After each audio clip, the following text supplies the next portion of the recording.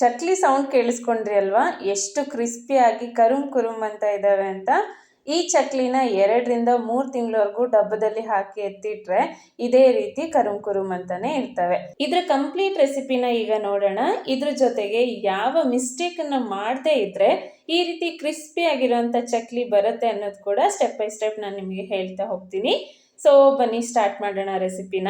Usual ಆಗಿ ಚಕ್ಲಿ ಮಾಡುವಾಗ ಪುಟಾಣಿ ಮತ್ತೆ ಅಕ್ಕಿ ಹಿಟ್ಟನ್ನ ಉಪಯೋಗಿಸ್ ಮಾಡ್ತೀವಲ್ವಾ, ಹಾಗೆ ಇದ್ರ ಜೊತೆ ಇವತ್ತು ಇನ್ನೊಂದು ಇಂಗ್ರೀಡಿಯೆಂಟ್ಸ್ನ ಸೇರಿಸ್ತಾ ಇದ್ದೀನಿ. ಅದು ಅವಲಕ್ಕಿ. 1/4 ಕಪ್ನಷ್ಟು ಅವಲಕ್ಕಿ ಹಾಗೆ 1/2 ಕಪ್ನಷ್ಟು ಪುಟಾಣಿನ ತಗೊಂಡಿದ್ದೀನಿ. ಚಕ್ಲಿ ಮಾಡುವಾಗ ಮೆಜರ್ಮೆಂಟ್ ತುಂಬಾನೇ ಕರೆಕ್ಟ್ ಆಗಿರಬೇಕು, ಆಗ ಮಾತ್ರ ಕ್ರಿಸ್ಪಿ ಆಗಿರುವಂತ ಚಕ್ಲಿ ಬರುತ್ತೆ. ಇವೆರಡನ್ನು ಲೈಟ್ ಆಗಿ 2ರಿಂದ 3 ಸೆಕೆಂಡ್ವರೆಗೂ ಫ್ರೈ ಮಾಡ್ಕೊಂಡಿದ್ದೀನಿ. ಹಾಗೆ ಹಾಕಿದ್ರು ಕೂಡ ನಡೆಯುತ್ತೆ, ಆದರೆ ಈ ರೀತಿ 2 ಸೆಕೆಂಡ್ವರೆಗೂ ಫ್ರೈ ಮಾಡಿ ಹಾಕಿದ್ರೆ ಕ್ರಿಸ್ಪಿನೆಸ್ ಚೆನ್ನಾಗಿ ಬರುತ್ತೆ. ಸೊ ಇದೆರಡು ಸ್ವಲ್ಪ ತಣ್ಣಗಾದ್ಮೇಲೆ ಈ ರೀತಿ ಮಿಕ್ಸಿ ಜಾರಿಗೆ ಹಾಕೊಂಡು ಸಣ್ಣಕ್ಕೆ ಇದನ್ನ ಪುಡಿ ಮಾಡ್ಕೋಬೇಕು. ಸೊ ಈ ತೋರಿಸ್ತಾ ಇದ್ದೀನಲ್ವಾ, ಇಷ್ಟು ಸಣ್ಣಕ್ಕೆ ಪುಡಿ ಆದ್ರೆ ಓಕೆ. ಇದನ್ನ ಹಾಗೆ ಹಾಕೋ ಹಾಗಿಲ್ಲ, ಈ ರೀತಿ ಜಲ್ಡಿ ಮಾಡೇನೆ ಹಾಕಬೇಕು. ಯಾಕೆಂದ್ರೆ ನಾವು ಎಷ್ಟೇ ಮಿಕ್ಸಿ ಮಾಡಿದೀವಿ ಅಂದ್ರೂ ಅಲ್ಲೊಂದು ಇಲ್ಲೊಂದು ಪುಟಾಣಿ ಹಾಗೆ ಉಳ್ದಿರತ್ತಲ್ವಾ. ನೀಟಾಗಿ ಜಲ್ಡಿ ಇಟ್ಕೊಂಡ್ಬಿಟ್ರೆ ಚಕ್ಲಿ ಮಾಡುವಾಗ ಮಧ್ಯದಲ್ಲಿ ಗಂಟುಗಳು ಬರಲ್ಲ, ಹಾಗೆ ಚಕ್ಲಿನೂ ಕಟ್ಟಾಗಲ್ಲ. ಇಲ್ಲಿ 1/4 ಕಪ್ ಅವಲಕ್ಕಿ ಹಾಗೆ 1/2 ಕಪ್ನಷ್ಟು ಪುಟಾಣಿಗೆ 1/2 ಕಪ್ನಷ್ಟು ಅಕ್ಕಿ ಹಿಟ್ಟನ್ನ ಹಾಕೊಂಡಿದ್ದೀನಿ. ಈ ಅಕ್ಕಿ ಹಿಟ್ಟನ್ನ ಮನೇಲೆ ರೆಡಿ ಮಾಡಿರೋದು.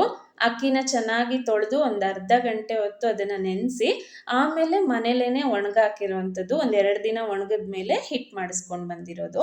ಚಕ್ಲಿ ಟೇಸ್ಟ್ ಬರ್ಬೇಕಲ್ವಾ, ಅದಕ್ಕೋಸ್ಕರ ನಾನಿಲ್ಲಿ 3 ಚಮಚದಷ್ಟು ಬಿಳಿ ಎಳ್ಳನ್ನ ಹಾಕಿದ್ದೀನಿ. ಕರಿ ಎಳ್ಳನ್ನ ಹಾಕಿದ್ರು ಕೂಡ ನಡೆಯುತ್ತೆ. ಹಾಗೆ 1 ಚಮಚ ಖಾರದ ಪುಡಿ ಹಾಕಿದ್ದೀನಿ. ನೀವಿನ್ನು ಸ್ವಲ್ಪ ಜಾಸ್ತಿ ಖಾರದ ಪುಡಿ ಕೂಡ ಹಾಕೋಬಹುದು. 1/2 ಚಮಚದಷ್ಟು ಅರಿಶಿನ, ಹಾಗೇನೆ 1/2 ಚಮಚದಷ್ಟು ಜೀರಿಗೆ, 1 ಚಮಚದಷ್ಟು ಓಂ ಕಾಳು ಅಜ್ವಾನ ಅಂತೀವಲ್ವಾ, ಅದನ್ನ ಕೈಯಲ್ಲಿ ಚೆನ್ನಾಗಿ ತಿಕ್ಕಿ ಹಾಕಿದ್ದೀನಿ. 2 ಪಿಂಚಿನಷ್ಟು ಇದಕ್ಕೆ ಇಂಗನ್ನ ಕೂಡ ಹಾಕಿದ್ದೀನಿ, ಹಾಗೆ ರುಚಿಗೆ ತಕ್ಕಷ್ಟು ಉಪ್ಪು. ಇದೆಲ್ಲದನ್ನು ಹಾಕಿ ಚೆನ್ನಾಗಿ ಮಿಕ್ಸ್ ಮಾಡಿಕೊಂಡು ಈಗ ನಾನು ಮೆಜರ್ಮೆಂಟ್ ತೋರಿಸಿದೆ ಅಲ್ವಾ, ಅಷ್ಟು ಎಣ್ಣೆನ ಸ್ವಲ್ಪ ಬಿಸಿ ಮಾಡಿ ಹಾಕಿದ್ದೀನಿ. ಅದರಲ್ಲಿ 4ರಿಂದ 5 ಚಮಚದಷ್ಟು ಎಣ್ಣೆ ಇದೆ. ಸೊ ಚೆನ್ನಾಗಿ ಮಿಕ್ಸ್ ಮಾಡಿ ನೀವು ಈ ರೀತಿ ಉಂಡೆ ಮಾಡಿ ನೋಡಬೇಕು. ಅದು ಈ ರೀತಿ ಉಂಡೆ ಆಗ್ತಾ ಇದೆ ಅಂದ್ರೆ ಓಕೆ, ಇಲ್ಲ ಅಂದ್ರೆ ಇದಕ್ಕೆ ಇನ್ನು 2ರಿಂದ 3 ಚಮಚದಷ್ಟು ಬಿಸಿ ಇರೋ ಎಣ್ಣೆನ ಹಾಕ್ಬೋದು. ಎಣ್ಣೆ ಬದಲು ಇದಕ್ಕೆ ತುಪ್ಪನ ಕಾಸಿ ಹಾಕ್ಬೋದು ಅಥವಾ ಬೆಣ್ಣೆ ಕೂಡ ಕಾಸಿ ಹಾಕ್ಬೋದು, ಅದು ಕೂಡ ಚೆನ್ನಾಗಿರುತ್ತೆ. ಅದಾದ್ಮೇಲೆ ಈ ರೀತಿ ಉಂಡೆ ಬರ್ತಾ ಇದೆ ಅಂದಾಗ ಇದಕ್ಕೆ ಸ್ವಲ್ಪನೇ ಬಿಸಿ ನೀರನ್ನ ಹಾಕೊಂಡು ಮಿಕ್ಸ್ ಮಾಡ್ಕೋಬೇಕು. ಯಾವುದೇ ಕಾರಣಕ್ಕೂ ತಣ್ಣೀರು ಹಾಕಬೇಡಿ. ಈ ರೀತಿ ಬಿಸಿನೀರು ಹಾಕೋದ್ರಿಂದ ಚಕ್ಲಿ ತುಂಬಾನೇ ಕ್ರಿಸ್ಪಿಯಾಗಿ ಬರುತ್ತೆ, ಹಾಗೆ ಬಿಸಿ ಎಣ್ಣೆ ಹಾಕೋದ್ರಿಂದನೂ ಕೂಡ. ನೆಕ್ಸ್ಟ್ ಹಿಟ್ಟನ್ನ ಕಲಿಸಿದಾಗ ಈ ಹದದಲ್ಲಿ ಹಿಟ್ಟಿರಬೇಕು. ತುಂಬ ಗಟ್ಟಿನೂ ಇರಬಾರ್ದು, ಹಾಗೆ ತುಂಬ ತೆಳುವಾಗೂ ಇರಬಾರ್ದು. ಜಸ್ಟ್ ಈ ರೀತಿ ಪ್ರೆಸ್ ಮಾಡಿದ್ರೆ ಹಿಟ್ಟು ಒಳಗಡೆ ಹೋಗಬೇಕು. ಈ ಹದಕ್ಕೆ ಹಿಟ್ಟನ್ನ ಕಲಿಸ್ಕೊಂಡಾದ್ಮೇಲೆ ನಾನಿಲ್ಲಿ ಚಕ್ಲಿ ಒಳ್ಳಿಗೆ ಸ್ವಲ್ಪ ಎಣ್ಣೆ ಹಾಕೊಳ್ತಾ ಇದ್ದೀನಿ. ಈ ರೀತಿ ಚಕ್ಲಿ ಒಳ್ಳಿಗೆಲ್ಲ ಎಣ್ಣೆನ ಸವರ್ಕೊಂಡಾದ್ಮೇಲೆ ನಾನೀಗ ತಗೊಂಡಿರೋಂಥ ಮೆಷರ್ಮೆಂಟಿಗೆ ಈ ರೀತಿ 3ರಿಂದ 4 ಉಂಡೆಗಳಾಗುತ್ತೆ. ನಿಮ್ಮ ಚಕ್ಲಿ ಒಳ್ಳಿನ ಮೇಲೆ ಅದು ಡಿಪೆಂಡ್ ಆಗಿರುತ್ತೆ. ಸೊ ಈ ರೀತಿ ಕೋನ್ ಶೇಪಲ್ಲಿ ಉಂಡೆಗಳನ್ನು ರೆಡಿ ಮಾಡಿಕೊಂಡು ಚಕ್ಲಿ ಒಳ್ಳಲ್ಲಿ ಇಟ್ಟು ಅದನ್ನು ನೀಟಾಗಿ ಪ್ರೆಸ್ ಮಾಡಬೇಕು. ಇನ್ನು ಸ್ವಲ್ಪ ನಿಮಗೆ ಬೇಕು ಅನ್ಸಿದ್ರೆ ಮತ್ತೆ ಎಕ್ಸ್ಟ್ರಾ ಹಿಟ್ಟನ್ನು ಕೂಡ ಹಾಕಿ ನೀಟಾಗಿ ಪ್ರೆಸ್ ಮಾಡಬೇಕು. ಇದ್ರ ಮಧ್ಯದಲ್ಲಿ ಏನಾದರೂ ಗಾಳಿ ಇತ್ತು ಅಂದರೆ ಚಕ್ಲಿ ಒತ್ತುವಾಗ ಕಟ್ಟಾಗ್ಬಿಡತ್ತೆ. ಹಾಗಾಗಿ ನೀಟಾಗಿ ಪ್ರೆಸ್ ಮಾಡಿಕೊಂಡು ಸೊ ನಿಮಗೆ ಯಾವ ಶೇಪಲ್ಲಿ ಬೇಕೋ ಆ ಶೇಪಲ್ಲಿ ಚಕ್ಲಿನ ಮಾಡ್ಕೋಬೋದು. ಯೂಶಲ್ ಆಗಿ ಈ ರೀತಿ ರೌಂಡ್ ಇದ್ರೇನೆ ತಿನ್ನೋದಕ್ಕೆ ಚೆನ್ನಾಗಿರುತ್ತಲ್ವಾ. ನೀಟಾಗಿ ಇದನ್ನ ಮಾಡ್ಕೊಂಡಾದ್ಮೇಲೆ 2 ತುದಿನೂ ಜಸ್ಟ್ ಈ ರೀತಿ ಸ್ವಲ್ಪ ಪ್ರೆಸ್ ಮಾಡಬೇಕು. ಆವಾಗ ಎಣ್ಣೆನಲ್ಲಿ ಹಾಕಿದಾಗ ಅದು ಬಿಟ್ಕೊಳ್ಳೋದಿಲ್ಲ. ಇನ್ನು ಒಂದೇ ಸರಿಗೆ ಎಲ್ಲ ಚಕ್ಲಿನೂ ಮಾಡಿ ಇಟ್ಕೊಳ್ಳೋದಕ್ಕೆ ಹೋಗಬೇಡಿ. ಜಸ್ಟ್ ಈಗ ಎಣ್ಣೆನಲ್ಲಿ ಎಷ್ಟು ಹಾಕ್ತೀರಾ ಅಷ್ಟನ್ನು ಮಾತ್ರ ಹಾಕೊಳ್ಳಿ.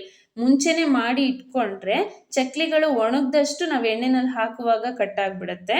ಸೊ ಹಿಟ್ಟು ಯಾವುದೇ ಕಾರಣಕ್ಕೂ ಒಣಗಬಾರ್ದು. ಚಕ್ಲಿನ ಈ ರೀತಿ ಪ್ರೆಸ್ ಮಾಡ್ಕೊಳ್ತಾ ಇರುವಾಗ ಇನ್ನೂ ಬೇರೆ ಹಿಟ್ಟು ಉಳಿದಿರುತ್ತಲ್ವಾ, ಅದನ್ನ ಹಾಗೆ ಗಾಳಿಗೆ ಒಣಗೋದಕ್ಕೆ ಇಟ್ಬಿಡ್ಬೇಡಿ. ಅದ್ರ ಮೇಲ್ಗಡೆ ಒಂದು ಹಸಿ ಬಟ್ಟೆನ ಹಾಕಿಡಿ ಅಥವಾ ಮೇಲ್ಗಡೆ ಒಂದು ಲಿಡ್ನ ಕ್ಲೋಸ್ ಮಾಡಿ ಇಟ್ಟಿರಿ. ಆವಾಗ ಹಿಟ್ಟು ಒಣಗೋದಿಲ್ಲ. ಹಾಗೆ ಚಕ್ಲಿನ ಎಣ್ಣೆನಲ್ಲಿ ಹಾಕುವಾಗ ಈ ರೀತಿ ಒಂದು ಸ್ಪೂನನ್ನು ಯೂಸ್ ಮಾಡಿಕೊಂಡು ಹಾಕೊಳ್ಳಿ, ತುಂಬಾನೇ ಚೆನ್ನಾಗಿ ಬರುತ್ತೆ. ಚಕ್ಲಿ ಕಟ್ಟಾಗೋ ಚಾನ್ಸೇ ಇರೋದಿಲ್ಲ ಈ ರೀತಿ ಹಾಕಿದಾಗ. ಚಕ್ಲಿಗಳನ್ನ ಈ ರೀತಿ ಫಸ್ಟ್ ನೀವು ಒಂದು ಪ್ಲೇಟ್ ಮೇಲ್ಗಡೆ ಮಾಡಿ ಇಟ್ಕೊಂಡು ಒಂದೊಂದಾಗಿ ನೀವು ಫ್ರೈ ಮಾಡ್ತಾ ಹೋಗ್ಬೋದು. ಹಾಗಾಗಿ ಹಾಗಂತ ಜಾಸ್ತಿ ಒಂದೇ ಸಲ ಮಾಡಿ ಇಟ್ಕೋಬೇಡಿ, ಒಂದೆರಡು ಸಲಕ್ಕಾಗುವಷ್ಟು ಮಾಡಿ ಇಟ್ಕೊಳ್ಳಿ. ಈಗ ಫಸ್ಟು ನಾವು ಎಣ್ಣೆನಲ್ಲಿ ಚಕ್ಲಿ ಹಾಕಿದಾಗ ಹೇಗೆ ತೇಲ್ತಾ ಇತ್ತಲ್ವ, ಚೆನ್ನಾಗಿ ಫ್ರೈ ಆದಮೇಲೆ ಈ ರೀತಿ ಮುಳುಗಿರುತ್ತೆ. ಮುಳುಗಿದಾವೆ ಅಂದರೆ ಚಕ್ಲಿ ಚೆನ್ನಾಗಿ ಫ್ರೈ ಆಗಿದ್ದಾವೆ ಅಂತ. ಇವನ್ನ ನೀವು ಈ ರೀತಿ ಒಂದು ಜರಡಿನಲ್ಲಿ ತೆಗೆದಿಟ್ಬಿಡಿ. ಎಕ್ಸ್ಟ್ರಾ ಇರೋಂಥ ಎಣ್ಣೆ ಕೂಡ ಚೆನ್ನಾಗಿ ಇಳಿದೋಗ್ಬಿಡುತ್ತೆ. ಹಾಗೆ ಚಕ್ಲಿ ಮಾಡುವಾಗ ನಾನಿಲ್ಲಿ ಲೋ ಟು ಮೀಡಿಯಮ್ ಫ್ಲೇಮಲ್ಲಿ ಇಟ್ಕೊಂಡು ಚಕ್ಲಿನ ಫ್ರೈ ಮಾಡಿರೋದು. ತುಂಬ ಜಾಸ್ತಿ ಉರಿ ಇಟ್ಕೊಂಡ್ರೆ ಸೀದೋಗ್ಬಿಡುತ್ತೆ, ಕ್ರಿಸ್ಪಿನೆಸ್ ಬರೋದಿಲ್ಲ. ಸೊ ನೀವು ನೋಡಿ ಈಗ ಎಷ್ಟು ಕ್ರಿಸ್ಪಿ ಆಗಿದೆ, ಸೌಂಡ್ ಕೂಡ ನಿಮಗೆ ತೋರಿಸ್ತೀನಿ.